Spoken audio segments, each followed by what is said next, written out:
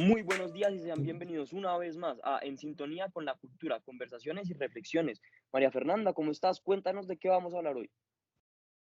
Hola Martín, muy feliz de estar aquí pues compartiendo con ustedes acerca de un tema muy importante en nuestra sociedad y es el racismo.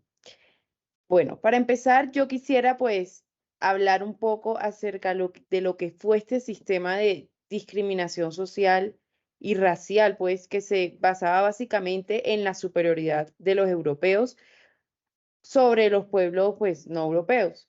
Este sistema se justificó por mucho tiempo y en verdad resaltó mucho esa jerarquía racial que existió, colocando a los europeos por encima de todos.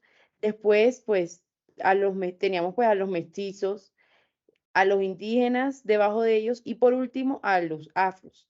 Entonces se reflejaba pues esa deshumanización de que se les daba a, pues, a estos pueblos que no se consideraban como en igual jerarquía que los europeos.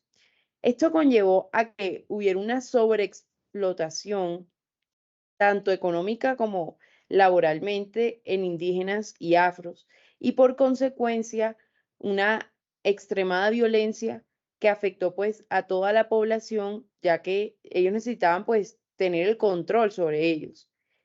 Y es impresionante cómo hoy en día eso nos sigue afectando, cómo hoy en día todavía existe esa brecha de desigualdad y cómo incluso la esclavitud y todo lo que los millones de africanos tuvieron que vivir y tuvieron incluso que ser vendidos y tratados como objetos, aún hoy en día no está tan marcado, pero sí existe esa brecha, esa separación que nos hace pues saber que hay todavía traumas y que hubo un gran despojo en los pueblos indígenas cuando pues fueron despojados de sus tierras y perdieron todos sus recursos y se generó cada vez más millones de genocidios en donde fueron exterminados los indígenas y afros en las Américas.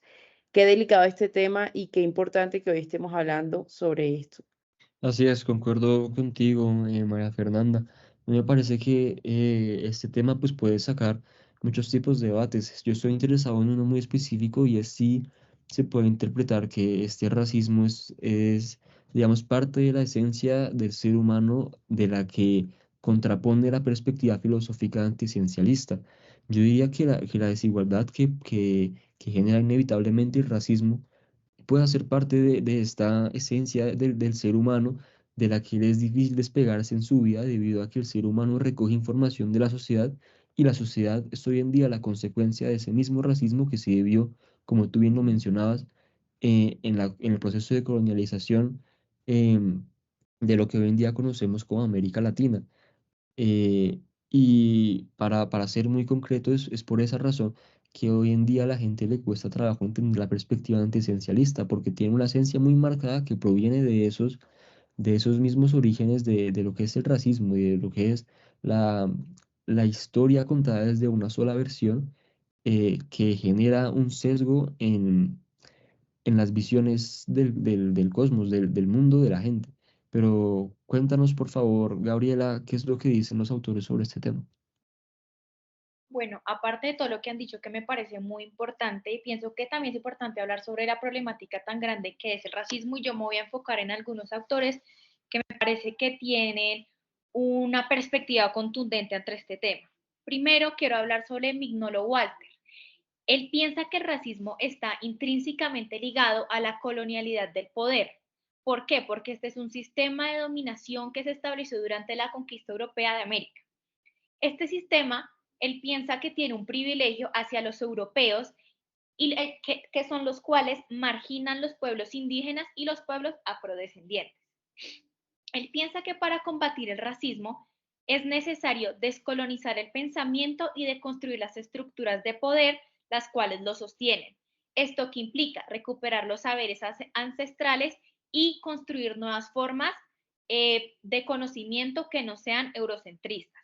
También pienso que Mignolo ha contribuido a algunas cosas, como por ejemplo visibilizar el carácter estructural del racismo, al igual que cuestionar el eurocentrismo de la de la producción de conocimiento. También quiero hablar de una autora que me pareció muy interesante, que fue Saskia Sassen. Ella argumenta que el racismo no solo se limita a prejuicios individuales, sino que también opera como un sistema que perpetúa la desigualdad económica y social. Ella afirma que el legado del colonialismo y la globalización han creado una situación donde grupos racializados son marginados y los cuales no tienen acceso ni al trabajo, ni a la vivienda, ni a la educación. Si bien Saskia no propone soluciones específicas, ella subraya la necesidad de un diálogo crítico sobre el racismo y también de tener acciones concretas para abordar sus múltiples dimensiones y efectos que tiene. También vi una película que me pareció muy importante porque hay dos perspectivas muy diferentes, de Bartolomé y Sepúlveda. ¿Qué postula Bartolomé? Que desde el descubrimiento los españoles no han parado de torturar y esclavizar a los indígenas.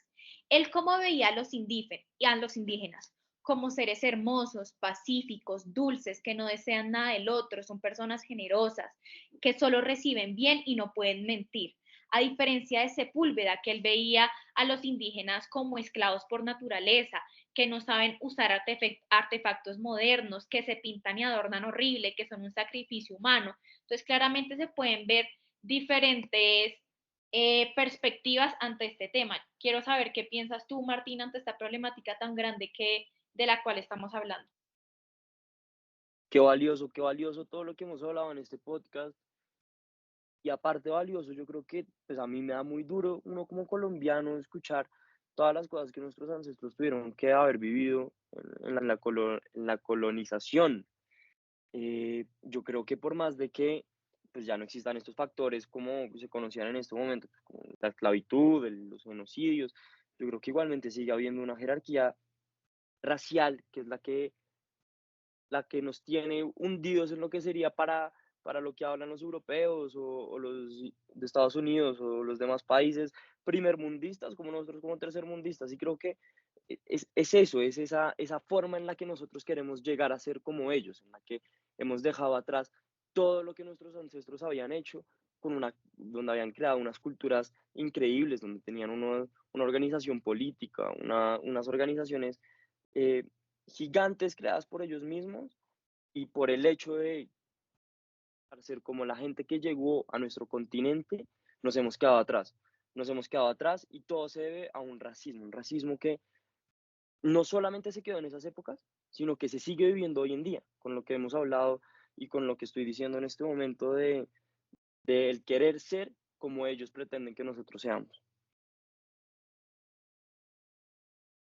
De acuerdo contigo, Martín, me parece muy importante también destacar pues la intervención que hacen los juristas tan importantes como, digamos, o es Kelsen sobre este ámbito, que digamos que gira alrededor de toda la geopolítica del conocimiento y lo que planteaba Gabriela. Entonces, cuéntanos, por favor, Santiago, qué piensa Kelsen sobre el racismo. Bueno, la posición de Kelsen es un poco complicada debido a que en el libro ¿Qué es la justicia de no,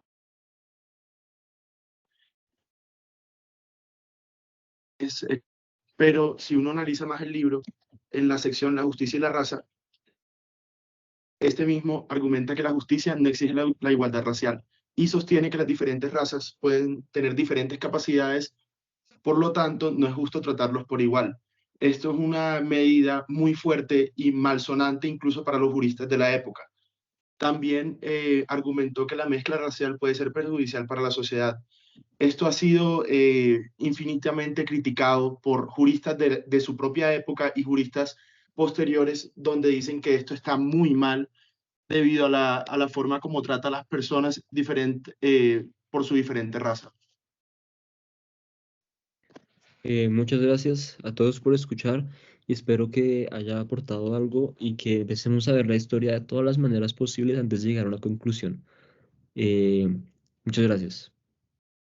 Qué interesante y qué bueno conocer la historia desde todos los puntos de vista. Muchas gracias.